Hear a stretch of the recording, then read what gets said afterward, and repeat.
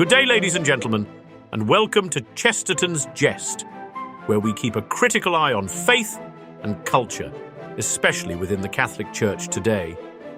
In an age where even church teachings seem to be shifting, we're here to explore and question the ideas and changes that challenge timeless truths. Through thought-provoking, often humorous perspectives, we aim to bring clarity to conversations others might avoid, holding fast to orthodoxy with the courage to question what feels off track.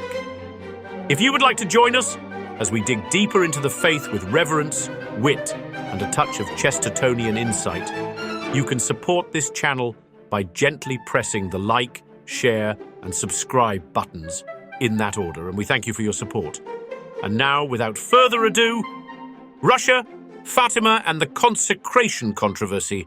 Has heaven been ignored, or has it acted? Chapter 1. A Lady in the Portuguese Sunlight.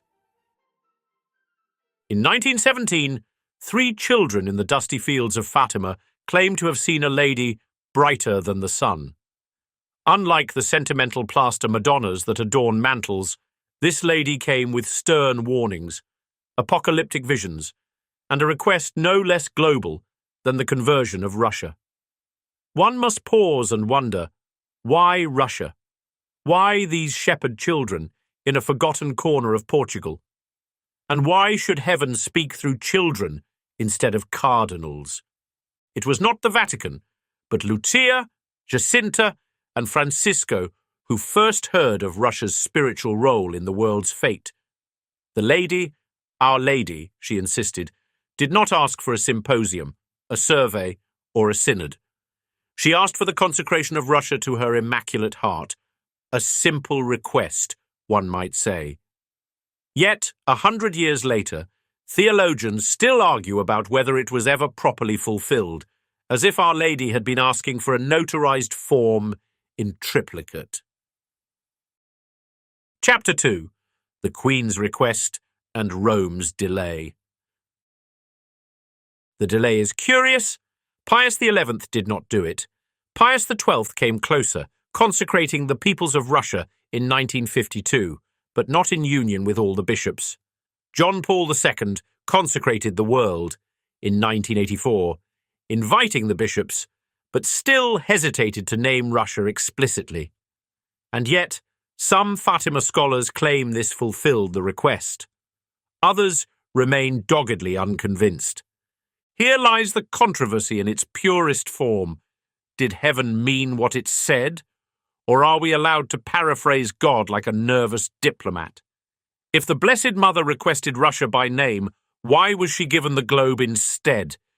It's like a dying patient asking for penicillin and receiving a box of assorted vitamins. Kind, perhaps, but not the cure. Chapter 3. The Rise and Ruin of Russia. But what happened next? If the consecration was insufficient, why did the Soviet Union collapse? Why did the Iron Curtain rust and atheism's proud towers crumble? Surely something monumental occurred. The hammer and sickle, once etched across maps and flags, became historical clutter. Did heaven act despite our delay, or because of our partial obedience? Some say the 1984 consecration was accepted by heaven, even if it wasn't perfectly executed. Others claim it was only a partial answer to a partial consecration. Perhaps heaven's patience is greater than Rome's precision, or perhaps Our Lady, like any good mother, worked with what she was given. G.K. Chesterton once quipped that children are innocent and prefer justice, adults are guilty and prefer mercy. Maybe heaven decided to be merciful with our muddled efforts. Chapter 4. The Silence of the Experts. Theologians and diplomats dislike supernatural specifics. Russia is a place. The world is vague. But heaven's requests are inconvenient that way. They name names. Our Lady didn't come asking for abstract peace or general goodwill. She asked for Russia, a nation on fire with atheism and a future poised to shape the world. And perhaps therein lies the trouble. To consecrate Russia was to admit its danger and its destiny. The bishops delayed, hedged, softened the terms, as men often do when the truth is sharp and the implications are political. Better to speak of human fraternity than name the beast devouring the vineyard. Chapter 5. The Final Hour and the Great Question. Now, under a new pontiff and a war-torn global scene, the consecration has again been attempted, this time explicitly naming Russia and Ukraine. Pope Francis's 2022 act, made in union with the bishops, was hailed by some as the long-awaited moment. Yet others point out it was diluted by ambiguity, wrapped in geopolitics, and lacking the fervour of earlier petitions. With the election of Pope Leo XIV, many are hoping for a new clarity, a pope less prone to nuance and more inclined toward obedience. While he has yet to issue a definitive statement on the 2022 consecration, early signs suggest a desire to revisit the message of Fatima with the gravity it deserves. The world watches, wondering if this new shepherd will finally do what was asked without qualification, without committee, and without apology. So we ask, has heaven been ignored, or has it already acted? Have we seen the slow grinding of providence in the fall of the Soviet monster, the rebirth of Russian orthodoxy, and the shifting winds of power? Or are we still standing on the brink of chastisement, waiting for fire to fall because we never quite did what we were told? Heaven's timetable is not ours. The Blessed Virgin doesn't operate on papal press releases or canonical footnotes. She speaks in thunder and tears, in the eyes of children and the hearts of penitents. And her words still hang in the air. Russia will spread her errors, and in the end, my Immaculate Heart will triumph.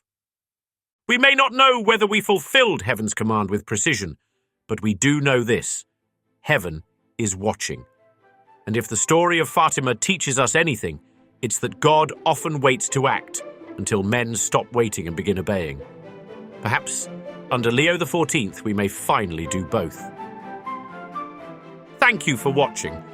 If you enjoyed today's video and share our passion for defending the true faith with a touch of humour, be sure to head over to chestertonsjest.com and check out our collection of gourmet, flavoured coffees that smell like sanity, hand-poured candles with scents like sacred space, and graphic tees and hoodies bold enough to make a modernist flinch. Every purchase directly supports the research, production, and fearless commentary you see here at Chesterton's Jest. So if you believe in what we're doing, don't just watch. Stand with us, light a candle, sip the roast, wear the fight, and of course, smash that like button. Share this video with your fellow troublemakers and subscribe so you never miss an episode. As Chesterton once said, a madman is not someone who has lost his reason. A madman is someone who has lost everything except his reason. So, let's keep our reason and our faith intact together. Thanks for listening. God bless you, and may the good Lord be praised.